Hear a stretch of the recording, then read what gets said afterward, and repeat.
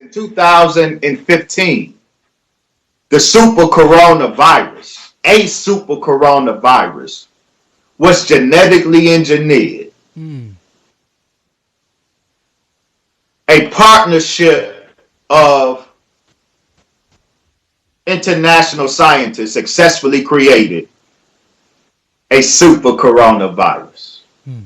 Just pull up those two images. Okay, they up. What are these two?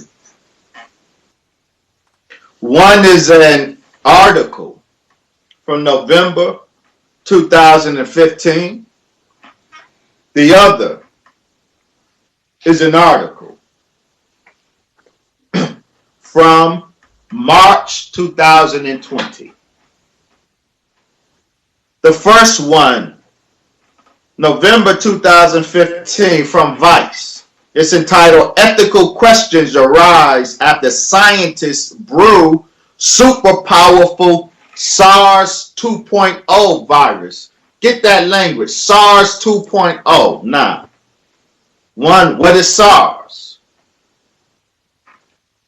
Well, what are coronaviruses? They're RNA viruses. The common cold is caused by a human coronavirus. Other species have coronaviruses, but species or coronaviruses from other species such as bats, they never cross over to humans. Bats have an abundance of coronaviruses. Bats bite humans, but in that process, bats never transmit their coronavirus to humans. The first time a bat coronavirus became infectious for humans was in 2003, SARS.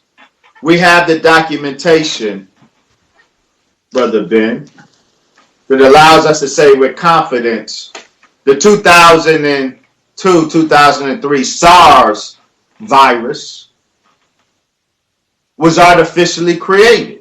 Mm. We got the documents of their experiments trying to create the SARS virus, and we got the documents of their successful creation of the SARS virus. SARS was their first success in manipulating a bat coronavirus such that it could infect human cells. They created SARS, and I will get to who the they is. They created SARS in 2002, 2003, and they released it in China. Then the next coronavirus, animal coronavirus, that out the blue switched hosts, infected humans, was MERS, MERS. If you Google MERS, they will say that MERS, Middle East Respiratory Syndrome. Middle East, because if you Google it, it would say MERS erupted in Saudi Arabia. Except we now know it didn't. MERS first erupted in Jordan. And why is that important? Saudi Arabia is an ally of the U.S. and the state of Israel. So to place the outbreak of MERS in Saudi Arabia, nobody would suspect Israel. However, we now know that the outbreak of MERS began in Israel's enemy, Jordan. Jordan was the first country that the MERS virus, another unique coronavirus that was genetically engineered, and we can show how it was done by manipulating the spike. Those spikes are what's important.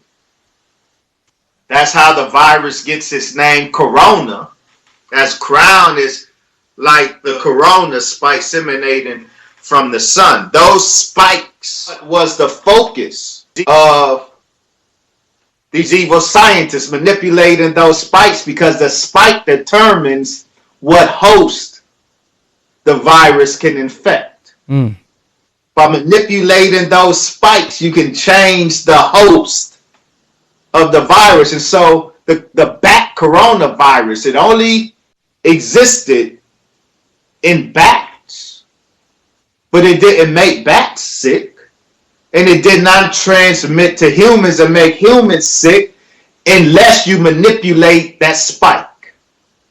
You do something to that spike to make it capable of infecting human cells, and that is what was done. First with SARS in 2002, then with MERS in 2013-14, but in 2015 now, it says, this article talks about a super powerful SARS 2.0. So it describes the creation in 2015 at a U.S. government-funded laboratory at the University of Carolina, Chapel Hill. A lab headed by Dr. Ralph Barrett. In that lab in 2015, this, what they're describing as a super powerful SARS 2.0 was created.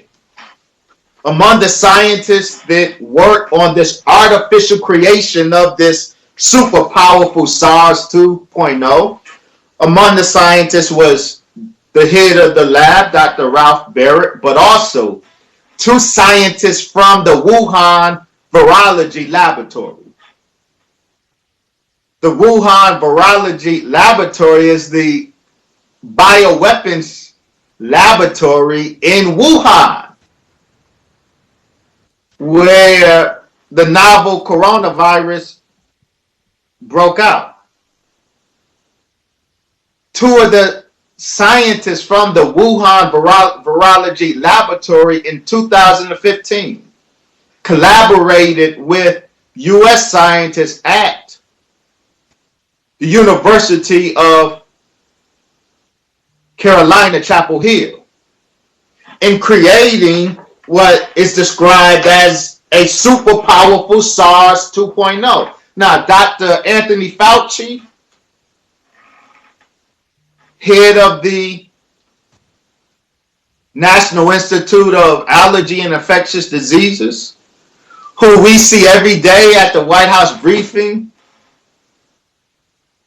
he financed the creation of this super powerful SARS 2.0. Wow. Now, why is that relevant? So let's go to 2020. So in 2015, in the laboratory here in the U.S., with scientists, U.S. scientist Ralph Barrett, in collaboration with Chinese scientists from the Wuhan Virology Laboratory, they created a super powerful SARS 2.0. And the creation of that super powerful SARS 2.0 was financed by Dr. Anthony Fauci. Well, Brother Ben, what happened to that super powerful SARS 2.0 that was created with government money in 2015? Well, we go to the second, the March 2020 document. What is this? This is a document, one of the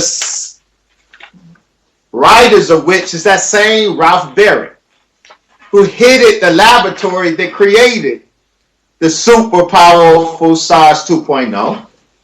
In this March 2020 article, he is part of a committee that is responsible for renaming the novel coronavirus, because when we first heard about this coronavirus we are dealing with right now, it was called novel coronavirus. And then the World Health Organization gave it the official name of 2019 nCoV, meaning novel coronavirus 2019. That is not the name of this virus anymore, Brother Ben. Do you know what the official name of this virus that is ravaging the world? Do you know what the official name of it is now? No, sir. SARS-CoV-2. This is the SARS 2.0. The SARS 2.0 that was made in the lab, headed by Ralph Baric. Ralph Baric is part of the committee in 2020 that renamed the current COVID virus SARS 2.0. So the virus that we are dealing with right now is a real virus. The prototype of it was created in 2015.